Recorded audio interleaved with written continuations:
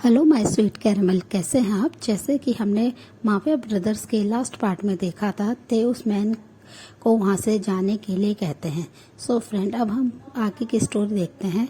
उस मैन के जाने के बाद ते बहुत ज़्यादा अपसेट हो जाते हैं और सोचने लगते हैं क्या सब लोग सिर्फ उनकी बॉडी की वजह से उनके पीछे आते हैं, कोई उन्हें ट्रू लव नहीं करेगा। वो ये सोच के काफ़ी ज़्यादा सैड हो जाते हैं। फिर वो अपने आप मूड को थोड़ा ठीक करते हैं और वो अपने वर्क में लग जाते हैं।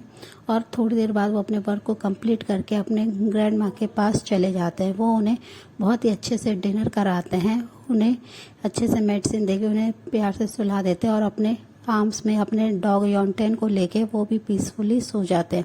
और दूसरी साइड जेके अपने फ्रेंड काय के पास बार में होते हैं। वो काफ़ी ज़्यादा ड्रिंक कर रहे होते हैं।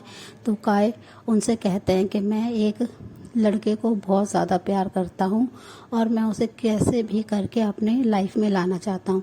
तो ये सुनकर जेके हंसते हुए उनसे कहते हैं तो कौन सी बहुत बड़ी प्रॉब्लम है, तुम चाहो तो उस लड़के से मैरिज कर लो।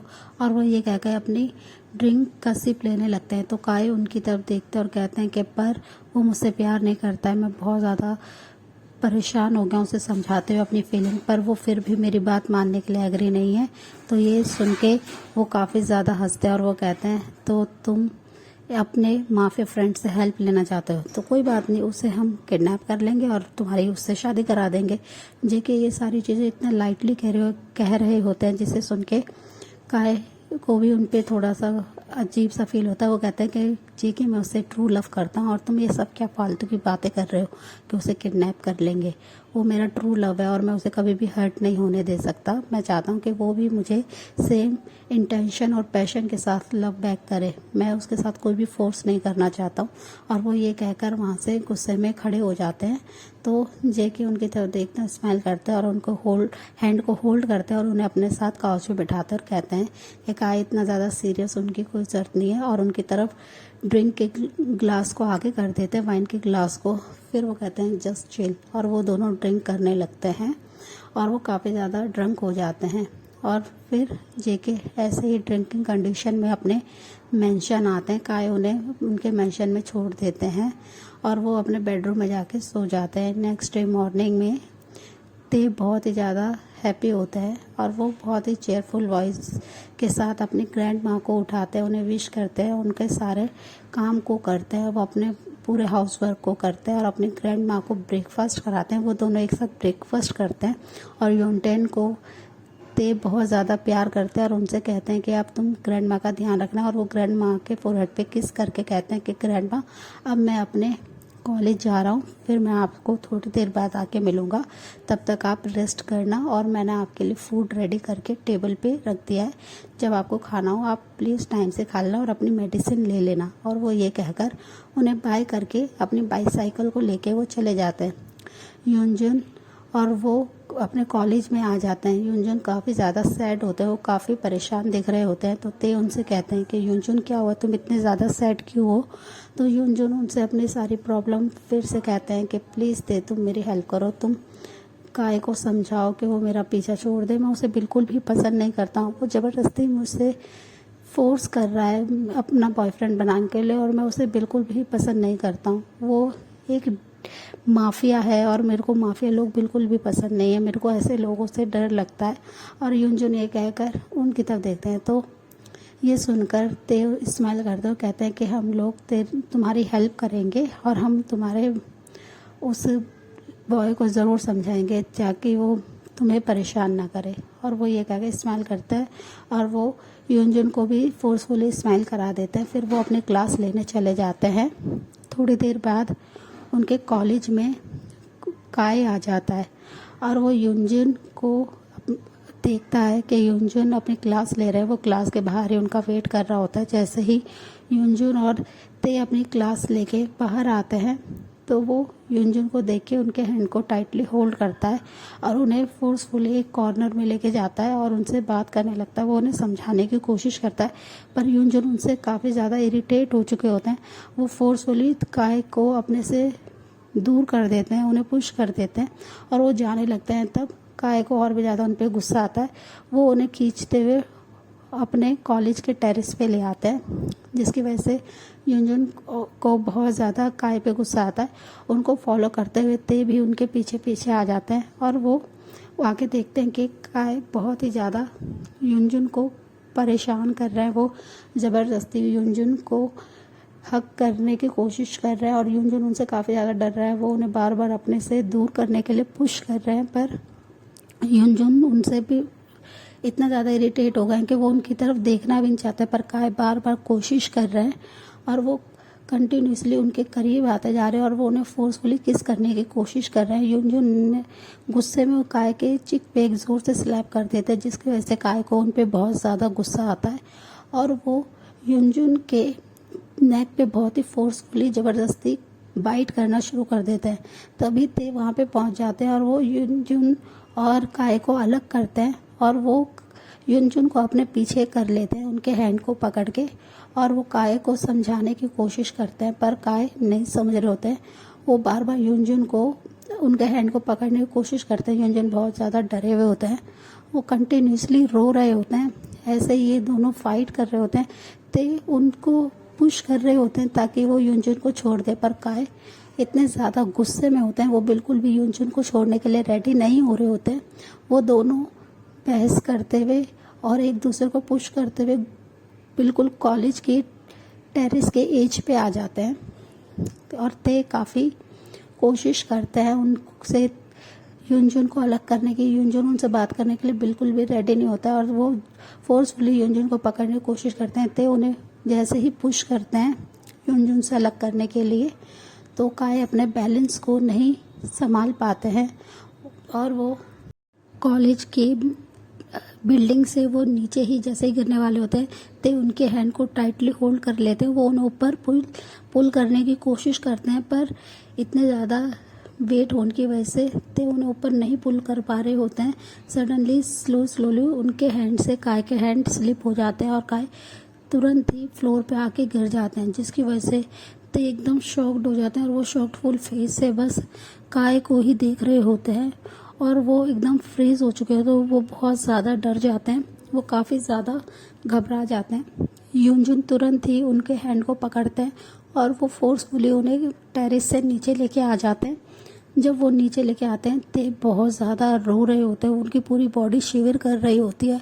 वो बस इतने ज़्यादा डर चुके होते हैं कि उनका ब्रेन बिल्कुल भी काम नहीं कर रहा होता है। वो बहुत ज़्यादा कंफ्यूज हो जाते हैं। तो युनजुन उन्हें एक कॉर्नर में लाते हैं और उन्हें समझाते हैं कि ते डरने की कोई बात नहीं है, कुछ नहीं हुआ है, बस तुम कुछ दिन तक कॉलेज मत आना, तुम अपने आप को संभालो, तुम ऐसे पैनिक नहीं कर सकते। पर ते बिल्कुल भी रिएक्ट करना भूल चुके होते हैं, वो बिल्कुल फ्रीज हो चुके होते हैं। वो बस बार बार ये कह रहे होते हैं कि काय को मैंने मार दिया, और वो ये कहकर बहुत ज़्यादा रोने लगते हैं और वो अपने आप को ब्लेम कर रहे होते हैं कि उनकी वजह से काय टॉप पे से गिर गया, बिल्डिंग पे से, और वो ये कहकर बहुत ज़्यादा रो रहे होते हैं। तो युनजुन उन्हें खींचते हुए वहाँ से ले जाते हैं और वो एक छोटे से रेस्टोरेंट में आ जाते हैं और वो उन्हें समझाने की कोशिश करते हैं कि युनजुन उन्हें कन्विंस कर रहे होते हैं कि तुम्हारी वजह से काय को कुछ नहीं हुआ, वो जस्ट एक्सीडेंट।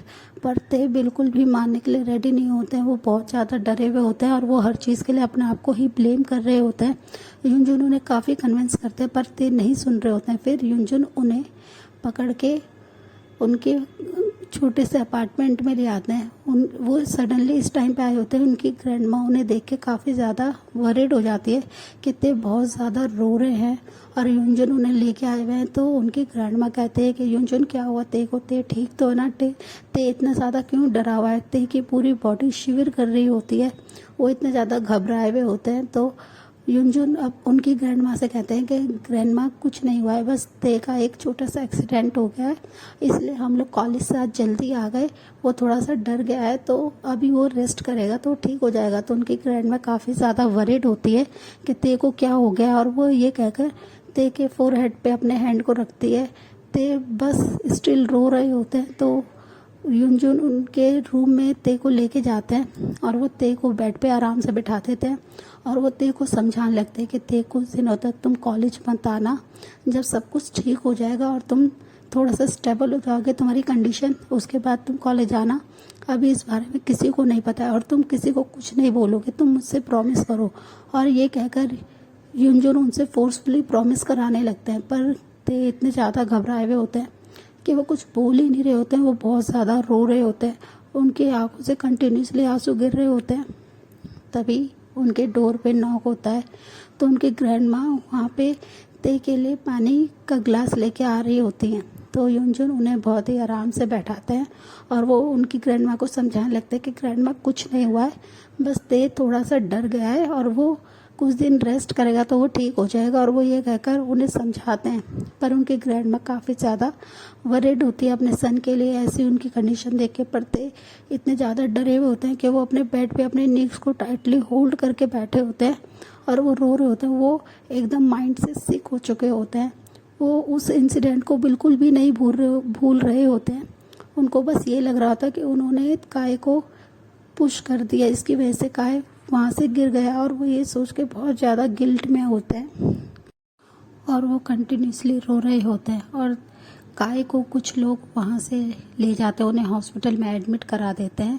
तभी जंगकुक के पास एक कॉल आता है। जंगकुक अभी अपने बेडरूम में होते हैं, वो अभी सो रहे होते हैं। उन्होंने इतना ज़्यादा रात को ड्रिंक किया था कि वो अभी तक अपने सेंस में नहीं आए होते हैं। वो जैसे ही उनका कॉल आता है, वो अपने साइड टेबल से अपने फ़ोन को पिक करते हैं और वो एक अननोन नंबर को देख के वो बिना कुछ सोचे समझे फ़ोन को पिक कर लेते हैं और वो अपनी बहुत ही रूड वॉइस में बात करते हैं। तो दूसरी साइड डॉक्टर का फ़ोन आता है। वो उनसे कहते हैं कि आप जियोन जंगकुक हैं। तो जियोन जंगकुक नाम सुन के वो यस कहते हैं। तो कहते हैं कि आपको अभी के अभी हॉस्पिटल आना होगा, आपके फ्रेंड है उनके पास से हमें आपका नंबर मिला है, उनका एक एक्सीडेंट हो गया है। वो ये सुनते ही जेके अपने बेड पे बैठ जाते हैं और वो कहते हैं कि ठीक है मैं भी आ रहा हूँ। और वो जल्दी से जाते हैं, फ्रेश होके वो अपने जैसे ही हॉल रूम में आते हैं, जिन उन्हें देख के कहते हैं कि जेके क्या हो गया, तुम इतने ज़्यादा क्यों घबराए हुए हो। तो जेके उनसे कहते हैं कि जो मेरा बेस्ट फ्रेंड काय है ना, उसका कोई एक्सीडेंट हो गया, मुझे अभी के अभी जाना होगा ह्योंग, और आप प्लीज़ आर्म ह्योंग को समझा देना। तो जिन उनसे कहते हैं ठीक है जेके तुम जाओ, मैं आर्म से बात कर लूँगा। और जेके भागते वहाँ से चले जाते हैं। वो अपनी कार में आके बहुत ही फास्टली ड्राइव करते हैं और वो हॉस्पिटल आ जाते हैं। वो जैसे ही हॉस्पिटल आते हैं, वो तुरंत ही आईसीयू की तरफ चल जाते हैं। वो जाके डॉक्टर से पूछते हैं कि काय कहाँ है, वो मेरा बेस्ट फ्रेंड है और उसे क्या हुआ है। तो डॉक्टर उन्हें सारी बात बता देते हैं कि ये कॉलेज की छत पे से गिर गए हैं, जिसकी वजह से इनके बहुत ज़्यादा ब्लड लॉस हुआ है और जिसकी वजह से ये कोमा में चले गए हैं। ये सुनते ही जेके एकदम फ्रीज हो जाते हैं और वो बहुत ज़्यादा गुस्से में आते हैं कि ये सब क्या हो गया। और वो बस डॉक्टर की तरफ अपने इमोशनलेस फेस से देख रहे होते हैं। डॉक्टर उन्हें अपनी बात कंप्लीट करके वहाँ से जा रहे होते हैं। तो वो बोलते हैं कि ये सब कैसे हुआ और कब हुआ। तो वो बताते हैं कि अभी 2 घंटे पहले ही हमारे पास ये केस आया, तो हमने उनकी सर्जरी करी थी, पर वो अपने सेंस में नहीं आ रहे। उनका ज़्यादा ही ब्लड लॉस हो गया और उनके हेड में काफ़ी ज़्यादा सीरियस इंजरी हुई है, जिसकी वजह से वो कोमा में चले गए हैं और हमें नहीं पता वो कब ठीक होंगे। और वो ये कहकर वहाँ से चले जाते हैं। जेके कंटिन्यूसली बस डोर की तरफ ही देख रहे थे। वो डोर में जो मिरर होता है वो उससे देख रहे होते हैं कि काय बेड पे एक लाइफलेस बॉडी के साथ लेटे हुए हैं, जिसे देखकर जेके को बहुत ज़्यादा दुख होता है। वो बस ऐसे ही साइड टेबल पे बैठ जाते हैं, साइड चेयर पे, और वो बस काफ़ी ज़्यादा रोने लगते हैं कि वही उनका वन एंड ओनली फ्रेंड था जिसे वो सबसे ज़्यादा प्यार करते थे अपने ब्रदर्स के बाद। और वो ये सोच के काफ़ी ज़्यादा रोने लगते और कहते काय जिसकी वजह से ये सब हुआ है, मैं उसे नहीं छोड़ूंगा। सो फ्रेंड, इस पार्ट को हम यहीं एंड करते हैं। मिलते हैं आपसे नेक्स्ट पार्ट में। तब तक के लिए आप मेरी वीडियो को लाइक शेयर कमेंट कीजिएगा और मेरे चैनल को प्लीज़ सब्सक्राइब कीजिएगा और ऐसे ही प्यार दीजिएगा। बाय।